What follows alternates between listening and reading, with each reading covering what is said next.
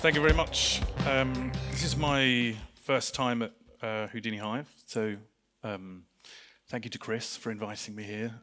Thank you to everyone for a lovely dinner last night. And I didn't drink, so this should go quite well. This is about USD. I will get into my background in a second, but this is how many of you have used USD? Or okay. How many people are scared of USD? Okay, fine, this is for you, okay. But other people will learn things too, so that's fine. So Supermotion Collective was formed as just a group of freelancers from Florence, mostly London, but also Manchester, and the south of Spain, which is where I live. Yeah, the nice one on the right there. But yeah, it started as a group of freelancers, and it's just got kind of more and more formal. We're picking up some interesting and talented people that have worked on some very interesting projects. We find ourselves at that stage very much where we have to sign NDAs and can't show half the stuff we're actually working on. So if you're there, I feel it. Most recently, we were finalists in the Future Film Incubator for 23-24, which is a little bit of Dell sponsorship in there, but essentially we're developing our own IP, which stretches across AR, VR, Unreal. We're trying to use the whole set of things that we use with clients generally, but yeah, very interesting. Some of the games were shown at the beginning of the presentation as well. I realize that AI, of course, I just addressed this, is way more interesting than USD right now. I get that, but bear with me. Universal Scene Description, for those that don't know, is a novel way of defining and working with 3D scene data developed by Pixar Animation Studios, which is the dry way of saying it will change. If you're a small studio or a freelancer, it unlocks a lot, and has for us in terms of real time in particular. So who is this for? This is for people new to Houdini. If you're curious, maybe you're a layout artist or you're working in a small studio, you want to learn how to author USD files, or you sat down in the wrong room. This is for anyone. This was to uncover any Spanish speakers from. Does anyone understand what that means? Yay, okay, right, okay. He's gonna laugh during this presentation. I don't know if anyone else is. This is a Spanish phrase that means not even Tato came. Ni el Tato, not even Cat. There was no one here. And this is kind of what I was expecting, but I'm glad you all turned up. Okay, so I'm gonna start with 3 opinions about USD, and I'm gonna relate them to, I live in Andalusia, so I'm gonna relate them to 3 very interesting Andalusian phrases to get everybody a bit warmed up. So the first opinion is, if a 3D artist outside the big studios says they use USD, they're not being honest. And in Spanish, in Andalucía, you would say, ¿Quién tiene un tío en Granada? No tiene tío, ni tiene nada. Which means, anyone who tells you they have an uncle in Granada doesn't have an uncle and doesn't have anything. My wife is from Spain. The uncle here is USD. And you tend to find that most people who say I've used USD have exported a file once and didn't really know the difference. Second opinion about USD I've come across, trying to onboard artists into a new workflow, is somebody said to me, I really want to try Pixar USD View, but I don't have the patience or technical know-how to install it from GitHub, which is fine, I get it. Okay, this is the questionable one my wife wasn't happy with, but the Spanish phrase that makes sense here is con paciencia y saliva, el elefante se la mateo a hormiga, which means with enough patience, an elephant can mount an ant. And if anyone has actually tried to install USD from the GitHub, I love Pixar, but no, that's not really working. You can, however, quick NVIDIA advert, download NVIDIA Omniverse. This is my recommendation to anyone. There's a lot of people didn't know about this. And you can get USD View and you just press install, it's fine. It's very stress-free. So yeah, no elephants, no ants. The last one was somebody saying, there's no way I'm letting an artist anywhere near the USD stuff. It's too dangerous. Like it's too complicated. The Spanish phrase I think works well here, maybe you need to be a certain age for this, is más peligroso que MacGyver en un ferretería, which means more dangerous than MacGyver in a hardware store. And these are, you can see why I live in Andalusia. It's a very interesting place with very interesting people. So I'm going to try and override those three opinions with a few new ones. I'm trying to get across here that OpenUSD is ready if you're a freelancer, if you're a small studio. That Houdini and Solaris have been great for us for USD authoring and learning USD. Leveraging those things has actually had massive benefits on a real-time workflow for us. And there really is a minimum that artists and freelancers need to know who are just, you know, it's very codey, it's all the talks are so dense. I mean, they're very good, but there's a lot of density that comes with USD. So let me address the real-time thing first. And I think I spent a couple of years at MPC, and I was working in there, helping develop the virtual production platform at the time that had just been used on The Lion King, and then they wanted to kind of make it bigger, expand it. And what I understood from working with some, you know, Oscar-winning VFX supervisors and other very, very talented people and very creative people is that the waiting time between decisions is obviously connected to the number of decisions that you can make. So when something is real time and you're lighting in Unreal, for example, and you can see volumetric shadows, you've got all of that detail, you can do a lot with it. And you can make more decisions. But actually, it's not like a one-to-one thing. I'd argue that while you can get instant feedback with no waiting time, you're thriving collaboratively as a group or an individual, that actually there's a quick drop-off where a group of people aren't going to be able to collaborate very well together, and then as you go further down the line, clients are getting anxious because there's so long between, you know, seeing a shot or a scene or an asset that everyone's just going to end up getting frustrated.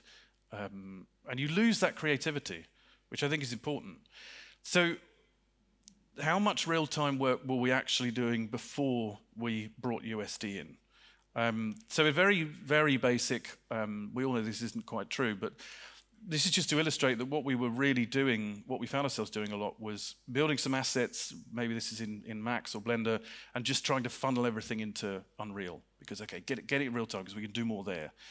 But once it's in there, getting it out again and making it more interoperable between other DCCs becomes problematic.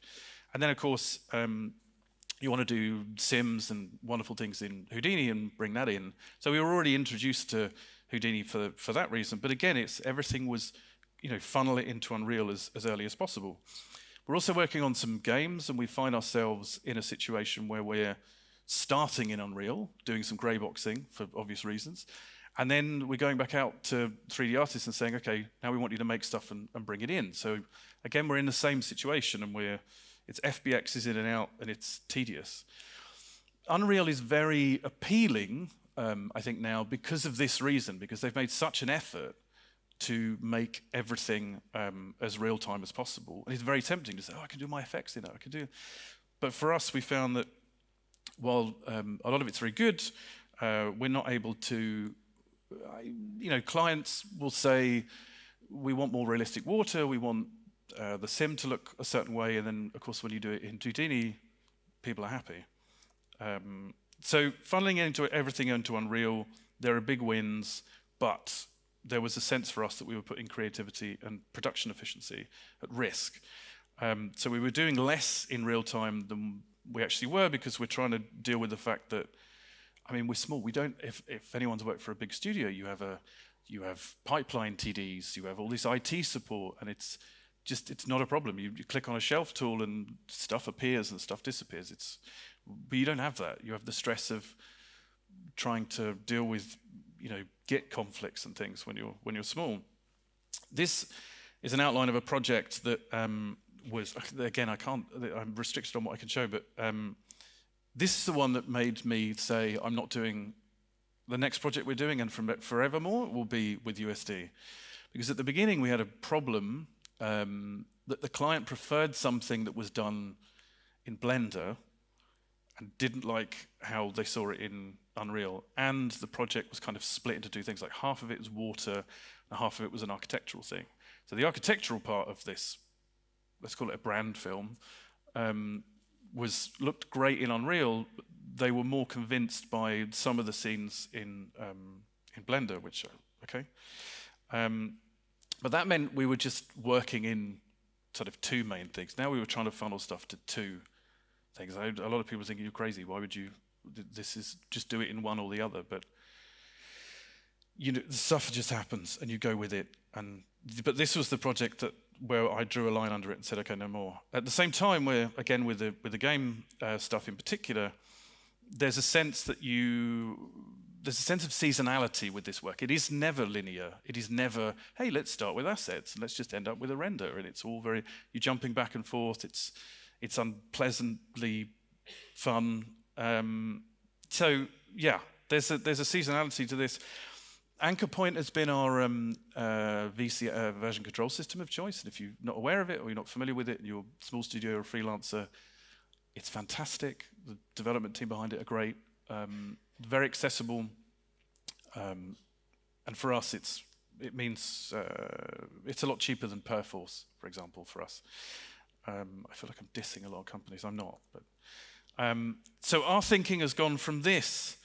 Oops, our thinking has gone from that to this, just to drive that home.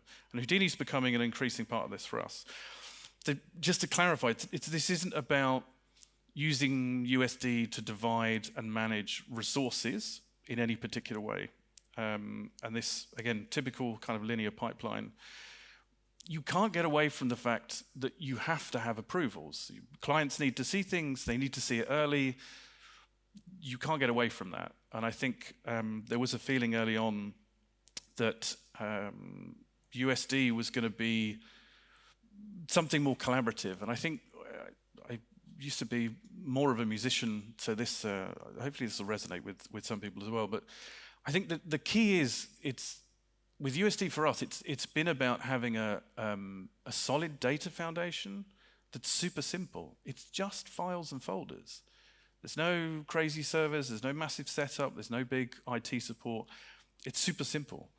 It just onboarding people into it has not been super simple.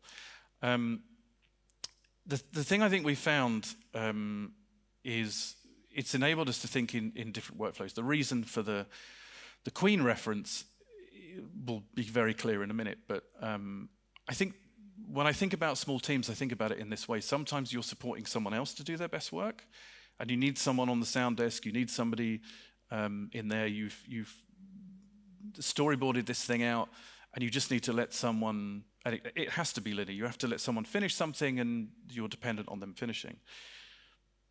But we found that with USD, we've been much more able to move from linear to something that's non-linear, let's say. But wait, with hot dog fingers. I think a lot of people think the alternative to a linear pipeline is making every asset in every shot all at once. Like somehow let's just do this collaboratively. So instead of this, you end up with this. So I think this, for me, this is a perfect reference because as far as quartets go, this is Miles Davis and the drummer is like 19 years old. So these are super talented people with just basic instruments doing amazing stuff. And I just wanted to symbolize that for me, it's not about the size of the group, it's how well you play together.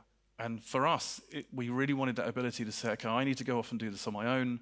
I need to just get my head down and finish it, versus let's all come together in real time. Someone's in VR, we're doing a multi-user edit session remotely in Unreal to solve some problems. And it's such a great way to solve problems, as is VR. So that's how we want to operate, and I just had this feeling that USD was going to get us there. I don't know if you remember, but about like 5 years ago, NVIDIA Omniverse arrived, and some of those people I knew that went over there, the big push from them early on was, okay, with USD and with Nucleus, I think it's called, everyone can work live and at the same time. But it turns out, you don't want to do this all the time. That's the thing. I think I just wanted to kind of get this point in here, that this isn't about, for us, this hasn't been about always working completely in parallel. Whoops. And the other thing is, for us as a small studio, some of the costs of running this stuff is a little prohibitive. So we need that, and we also need that. We want to be the two types of artists. So I'm driving this point home, that smaller teams using just these things can move faster, make more decisions, creative decisions, and can have a much more intimate collaboration, which is what I think we want. So first steps in USD with Solaris. Like I said before, the easiest place, if you haven't, is to start by downloading USD View. Grab the Pixar kitchen scene that's been floating around for a long time. It's just a great reference to stuff. Just go and look at an asset, find it, break it, move it around. What does this do? Don't be afraid of it. Like it's just do it. I think the biggest revelation that the artists that I've been working with have is just to see the asset file system for that kitchen scene, because it's so understandable, it's so relatable, and I think it opens the whole thing up. And it's very much a kind of a Russian doll, that kind of Russian doll setup, which is to say, you're just sort of putting things inside other things. The actual kitchen scene is one USD file, but within that file are references, payloads, other ways to say, okay, I need all of these assets and to bring them in, which is great because it puts you in a situation where instead of working that way, we can work vertically, which means that when you start with a scene, that kitchen USD file, for example, is the one file on the left, and then we've cut the scene up into all these other files that people can just use individually. And maybe you're going in and someone's working on rigging, someone's modeling, then you go to sort of third major iteration, or you're going back to a client, and you keep adding these layers to it. What's nice about it, and I think that fits why Houdini fits very well for us with this as well, is there's something surprisingly non-destructive with USD. So the ability to override opinions, now you can see why I called it that, is another kind of game changer. The ability, combined with a tool like Anchor Point, to just roll back on Git and say, hang on a minute, we need to get back to something. But actually just to keep the USD files and be able, at the point of layout, to just switch between them and say, okay, I want this to have a stronger opinion than that. I'm avoiding getting too technical about USD, and I borrowed that slide from a brilliant video, which is an introduction to USD, but it drives the point home very well, which is this layering effect that I'm talking about. So again, I'd say Houdini in this point has become, I'm the sound engineer and Houdini is the desk. And it allows you to kind of split and be those, take those instruments and layer them up. The process starts for us in Houdini with the component builder node, which I didn't know about for ages, so I thought I have to tell people about this in case nobody knows about it.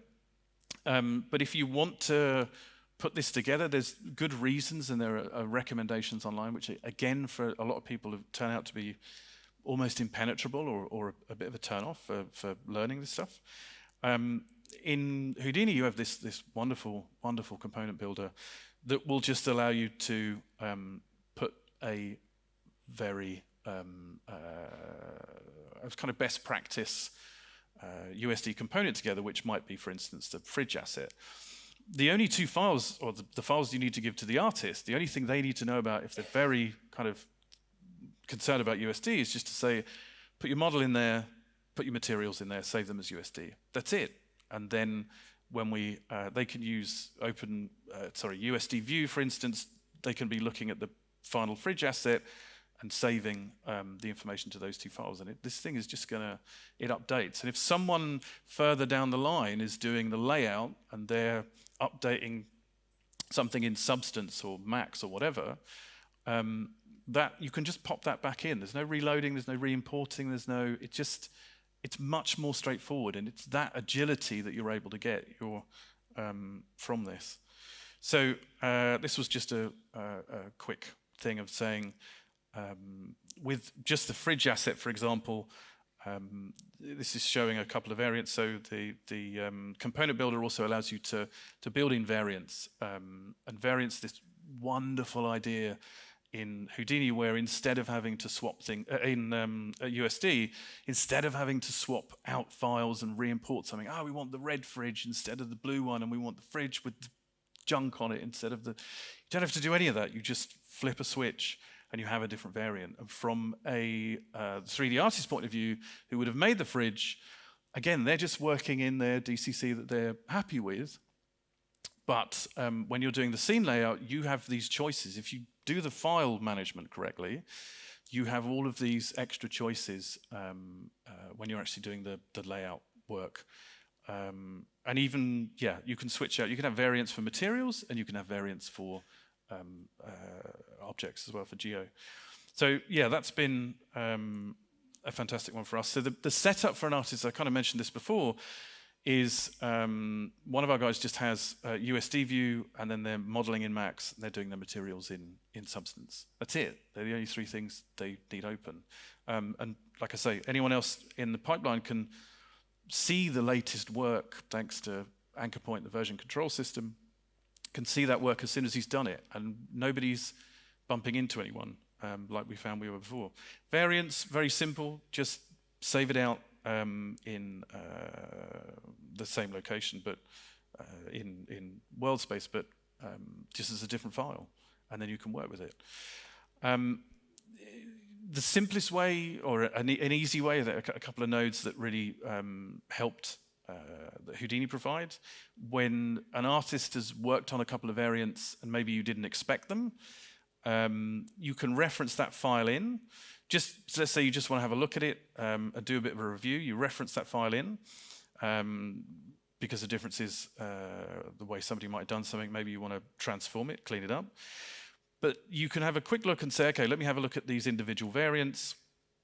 And you can change. You have variant sets and then the variant itself. So there's a nice way of like categorizing variants and then having them. So you can see you've got the bare and decorated fridge, but also the explore variants node just saves you so much time. So imagine you've got 5 geo variants and 5 material variants, and you need to look through 25 things. This is not, a pleasant way to do it. But with the explore variants node, for example, you're able just to see all 25 of those things, depending on how you've set up your component in the first place. But the way that we tend to bring assets together is with the stage manager. So this is another one that I wasn't aware of when we first started using this, but it turned out to be incredibly useful because you can reference in as many objects into one sublayer as you like, and then from there, because that will come in, USD's scene graph can turn into a bit of a mess. Stage manager is just it's like hiring a cleaner to come in and just tidy everything up. So it looks beautiful and it's very manageable. Everything is easier to find. And then you're just exporting that out as a USD file. There's a USD ROP and you're out and you're done. And I think that's it. I think it's realizing that it isn't 25, it doesn't, with USD and Solaris, we're not talking about hundreds of nodes when you're just doing relatively simple projects. It's a little bit of setup and it goes, for us, it's gone a long way and it's going a long way. So let's go to this one. So after we save the new scene file from Solaris, it's time, this is when we would usually switch to Unreal. So in Unreal, this is using, I tried to demonstrate the way, this is using a plugin called Atlux, which is, it's made by a guy, Jorge Valle, I think. A fantastic plugin for lighting, very quick to be able to do just some kind of basic look dev to see how things are looking and coming together. But I think a lot of people don't also seem to know that Unreal has a USD stage now. So the ability to not only bring things in, but see the variants change. So anything that you've set up in Solaris, the artist has worked on, we will then bring that into Unreal to do some of the lighting work and then do more work in real time. And again, because we want to swap out a variant, because we want to change something, we want to change the color of a book, we want to change what's on the fridge, whatever we want to do, we can do that now much quicker. We're keeping ourselves in that real-time moment longer because we've been leveraging USD and Solaris. So I just think the end of that is yeah. There we go. It's that easy. It's not scary. It's not. But again, if you when you start with the USD docs, when you start with some of the other resources, and there are some fantastic resources. I learned all of this through the side effects tutorials that are on their website, through some of the other speakers that you'll see today, just learning more about Houdini and about USD. I was fortunate. I understand that I was fortunate to be around people who'd spent 20 years at Pixar while I was at MPC. And I heard them making these noises about USD, and I understood that it was important. But it wasn't until now that I thought, okay, it's accessible, it's ready.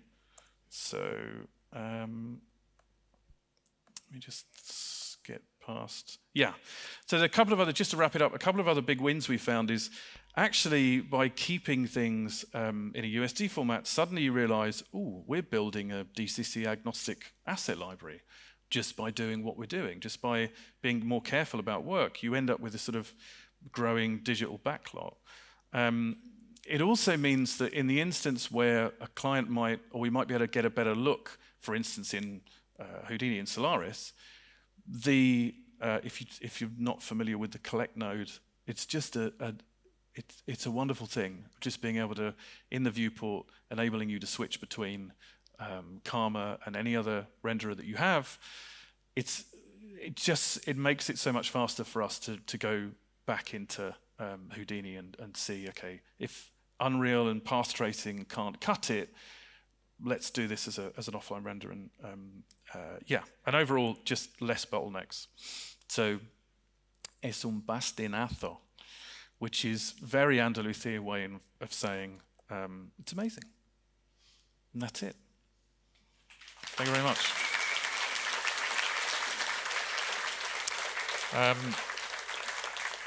I don't know if there's any questions or if there's time or... Yes. Just give us a second here. I'll run over there. Capture it on video. Vale. Yeah, what was that import plugin called again for Unreal? The import or the lighting? Was that an import or was that lighting? That was a lighting plugin. So the lighting plugin is called Atlux.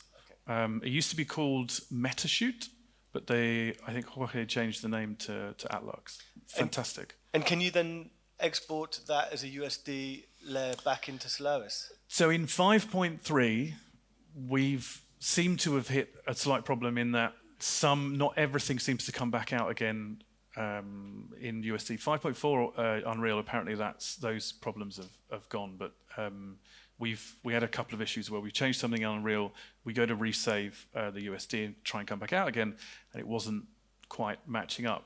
We've not extensively tested 5.4 because I think it's still in its pre-first release, so we don't want to jump in there too early, but yeah, it's enough. Even now, it's enough for me to stand here and stake my non-existent reputation on it to say, like, it's ready, do it. It's a great way to use it. But yeah, it's Epic need to catch up a little bit. Okay, we got time for one more, or we do. Yeah. Hold on, 1 sec. Put on. Yep. How do you feel the Blender integration is with USD? Our creative director has some reservations about the iffiness of the way it's integrated into Blender right now. I mean, there's the NVIDIA branch of Blender, and if you can get an artist who's happy to download and use it, there seems to be some advantages there, but Blender has very basic USD import and USD export. So when I say, for an artist who's just, maybe they won't use anything other than Blender, which is fine, it's a great product, for them, okay, just do your work and just export as a USD file, put your model in here, put the textures into this material USD if you can, and that's enough for now. I think it would be great if there was more USD integration, because again, being able to do similar work in Blender it just opens it up to everybody. But again, it's not stopped us. Like for us, it's working. So. We had a question over here, and I'll come back to you. You'll be the last one. Over here. Hi there. Just a quick one. In terms of like a simpler pipeline where I kind of couldn't get through this workflow is shaders. So say, for example, you're working with two DCCs, Houdini Cinema or Houdini Maya, and say you do look dev in Houdini, in Redshift, for example, and then you want to move it to Cinema or Maya, then the shaders don't get through, or the Redshift or whatever. There are issues around that. Obviously, Material X there are the kind of the USD of materials, Material X, but not everything is going to take that in quite the same way. We lean into Substance a lot because it's Substance Painter, Substance Designer, because they will export as material USD, and it works very well. But you're right. I mean, if you want to, for any reason, move all of that stuff into Unreal's material system, whatever, there are obvious issues with materials, but you can be managed. I think you can be managed. It might mean some adjustments, but if you're working in Material X, it's visible everywhere. It's just a question of whether that DCC can, and whether the artist is familiar with working with those shaders or not. But. Thank you, and thanks, Paul. We have to move on. We have no more time for questions, but Paul will be here afterwards, and you can grab that. Thank you, Paul. Oh, thank you.